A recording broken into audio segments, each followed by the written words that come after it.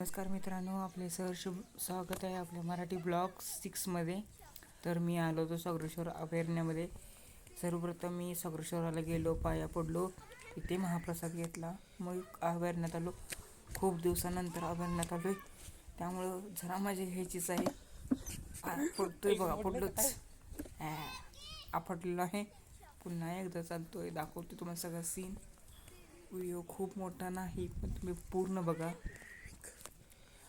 मी सगरेश्वर अभयारण्यात गेले जवळपास 3-4 वर्ष गेलो नव्हतो. खूप चेंजेस झाला आहे. एकच व्हिडिओ डबल घेतला आहे, पण तुम्ही समजून घ्या. मक्याच्या कणसाचा आस्वाद घेतला, जे मसाले कणीस होतं खूप ज्याच्यावर गेलो ती फोटो. आमच्या इथनं फोटो सुरू आहेत, तुम्ही बघा. हा माझा मित्र आहे संग्रू. फोटो कसे वाटले तुम्हाला? आय एम फायनली कमिंग, हाही माझे फोटो आहेत. मला ते मागचा बोर्ड खूप आवडला, आय लव्ह सगरेश्वर अभयारण्य.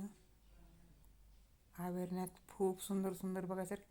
हे भारतातील पहिले मानवनिर्मित अभयारण्य आहे आमच्या गावात.